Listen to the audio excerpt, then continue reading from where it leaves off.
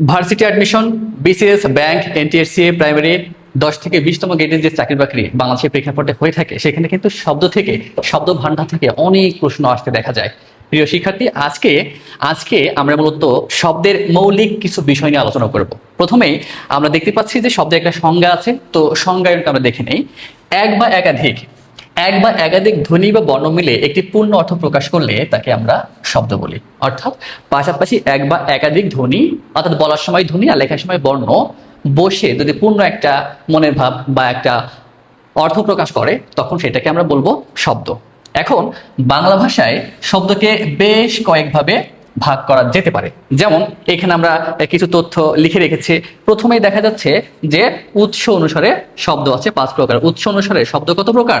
পরীক্ষায় কিন্তু এরকম আসবে যে উৎস অনুসারে শব্দ কত প্রকার, অথবা গঠন অনুসারে শব্দ কত প্রকার, এইভাবে। এখন আমরা দেখি যে উৎস অনুসারে শব্দ 5 প্রকার। কত প্রকার? 5 প্রকার। কি কি আছে? তৎসম, অর্ধতৎসম, তদ্ভব, দেশি ও বিদেশি। তবে আধুনিক ব্যাকরণে এই অর্ধতৎসম এটা কিন্তু বিচ্ছিন্ন করা হয়েছে।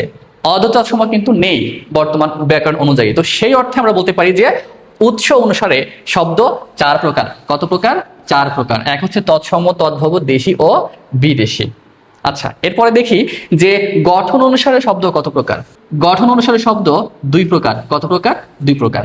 একটা মৌলিক আর একটা হচ্ছে সাধিত। মৌলিক ও সাধিত। তাহলে যদি প্রশ্ন হয় গঠন অনুসারে শব্দ কত প্রকার, উত্তর কি হবে? 2 প্রকার, মৌলিক ও সাধিত।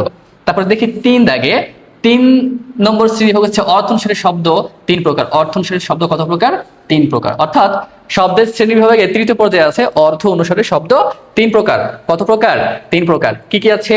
প্রথম যৌগিক, তারপর রূঢ় বা রূঢ়ি, আর এরপর হচ্ছে যোগরূঢ়। এরপরে কি? যোগরূঢ়। তাহলে অর্থ অনুসারে শব্দ কত প্রকার? 3 প্রকার।